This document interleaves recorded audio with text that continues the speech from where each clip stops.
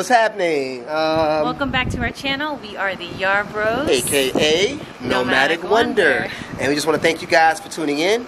And also, if you have not subscribed, hit the subscribe button below. Hit us with a couple of comments. Let us know if you like what you see or if you want to see something different from us as we are going around the world. That's it. This video is about how our time is just about up in Colombia. Right, so Colombia has a rule. You can only stay a maximum of 180 days without applying for one of their special visas, and we're not applying for those special visas, so we're out of here come August. So we thought we'd bring you guys behind the scenes and let you see how we determine where we're going, where we're thinking about going, and some other pieces of the process. But first, here's a travel hack from So if you do want to try to stay in Colombia for a year, you can do so by spending your 180 days from July to December. Then take a quick visa trip out of the country, come back in January, and then you can stay for another 6 months from January to June. Their visa calendar, well, their immigration calendar, whatever you want to call it, resets on January 1. So stay your little 6 months, come out, come back in, and you're good, right? That's your 180 days per calendar year. Right, so we didn't do that, so we are out of here. It's kind of interesting though, because our travel criteria has changed. We want to stay wherever we go next for about a year. Right. Just so we can start getting ourselves together, get our capital game together, and get our other businesses up and running smoothly. Get our savings back on track. Yeah, man, it's interesting. Every time you move from place to place, at least for us, it takes about 2 months to settle in. It takes 2 months for my diet to adjust, because when I first get to a joint, I'm like eating everything that I can see. 2 months before I get a membership and start going to the gym regularly. Get in our routine. And get into a set routine. So we need that. We need a little bit extra time to get our stuff together, y'all. So with that criteria changing, we become a little bit more limited in our options, because a lot of places don't let you stay that long. So what we're looking for is a place where we can stay up to a year. Exactly. What else?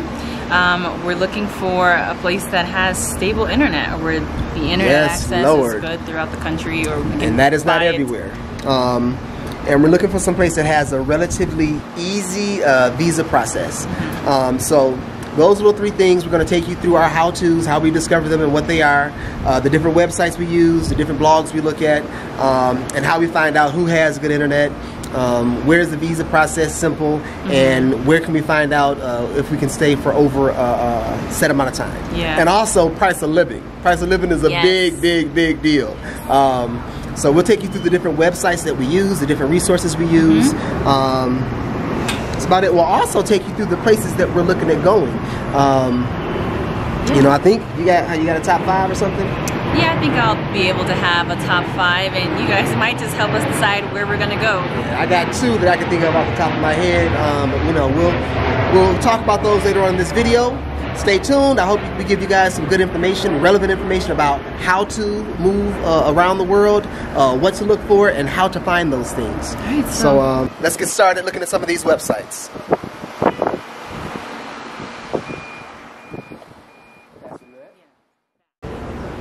Alright, so let us tell you about a few of the different websites that we use to find our hotspot, to find our cities. But first, I think it's worthwhile to say that, well, we'll talk about our criteria, what we use to figure out what these cities are, probably at the end of this video. But first up, we like to use a few different websites. Lonely Planet, speedtest.net, Culture Trip, Expatistan. Of course, our search engine is Google. But let's climb up into Lonely Planet.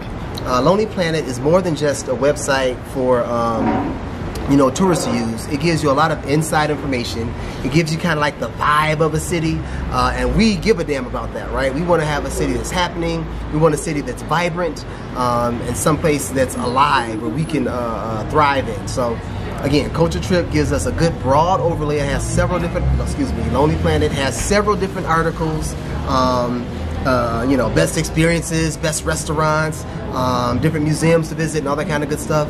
It helps us to get a really good feeling for what this city is, because again, you know, it's kind of like sight unseen, right? We're packing our bags, we're moving off to this puppy, so we're trying to get all the information we can. And broadly speaking, Lonely Planet offers several different articles from several different authors. So it's pretty cool. Great. Next, we try to climb into speedtest.net because we make our living online and we really need to have a reliable internet. And speedtest.net has been consistent so far. It gives you the overarching speeds of a country and not a city, so that's kind of a negative. If you guys know of any other websites where we can actually get city specific, let us know. But apart from this, we depend on blogs and different forums to find out what the internet reliability is inside of these cities. Buenos Aires is one of the places that we're looking at. That's like the mega city of Argentina, so we're confident that the internet will be strong. You know what? Lonely Planet also gives us articles about the internet speed and the mailing reliability or unreliability of Argentina and different places. So what's another website we use? Culture Trip. Culture Trip. What's Culture Trip good for?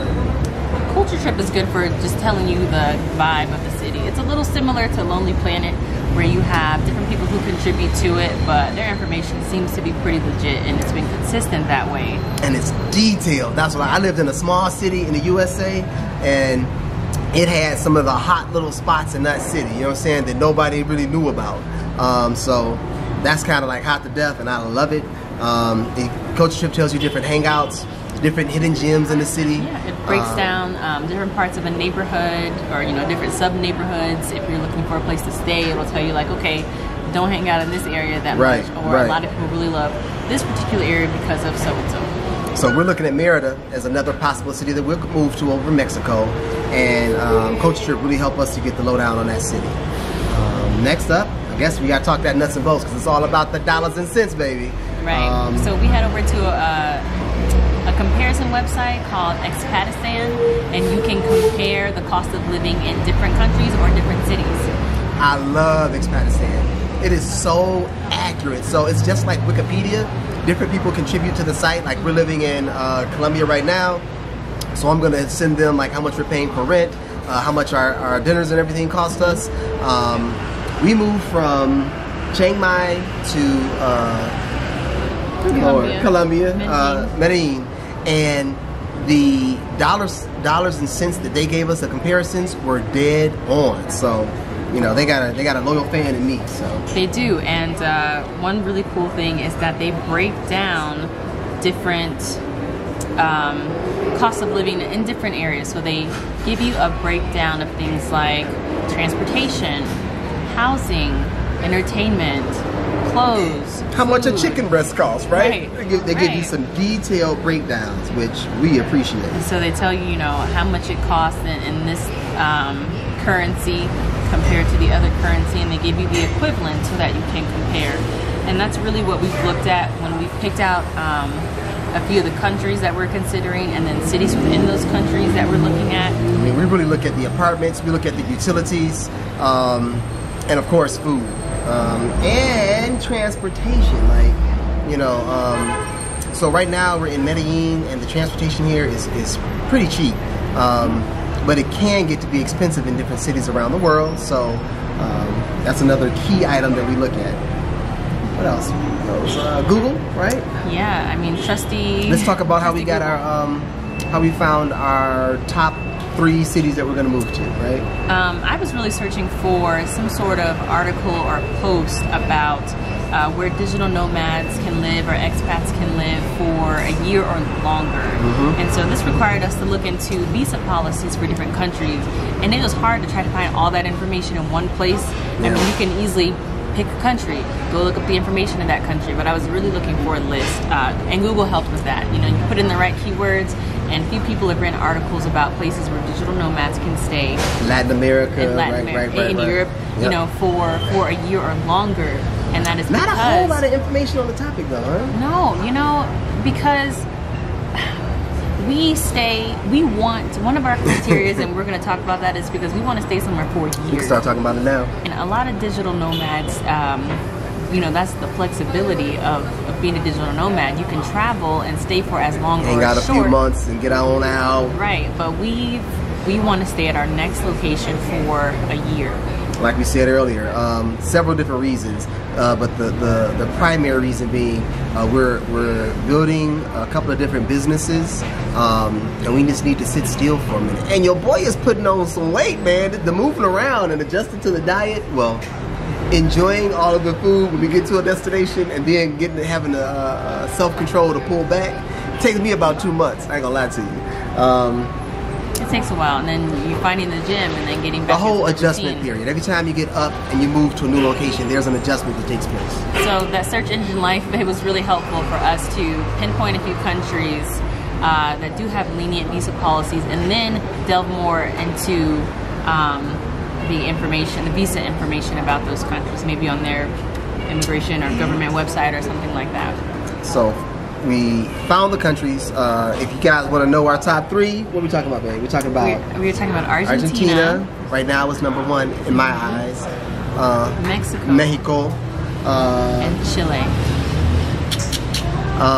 And they have like the easiest visa policies, or where you don't necessarily need to get a visa. Straight up do a border run every 90 days, legitimately, and there's no problem in Mexico. So that would be different. But honestly, it would be easiest to get these businesses up and running. You know what I'm saying? Mexico. In Mexico, right? Argentina. We're really thinking about that one too. It's no one that we've known has ever been to Argentina, so why not Including your boy and your girl. Sounds a bit more exotic. It's closer to where we are right now. And it's tango. It's tango country, man. That's their biggest export, the tango. You know what I'm saying? So I want to get that. I really want to do Argentina, but their mail is not trustworthy. So there's a couple of different factors that we're working through right now. Yeah. We keep you guys posted and apprised of everything that's going on. We just wanted to let you know what we go through.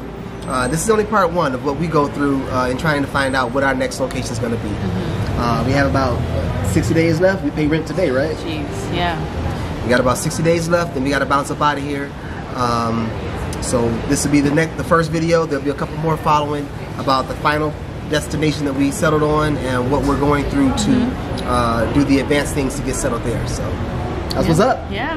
You want to break it down again? Where do you think we're going to go to, guys? Yeah, where do you think we're going to end up at? Or where would you go if you had those choices? Hit the comments. Argentina, Chile. Where in Chile? Santiago or? Maybe. We haven't looked at too many cities there, but Santiago is a major city. Or Mexico, Merida, Mexico. It'd be like the Yucatan, not Mexico City, but I do like want to go Merida.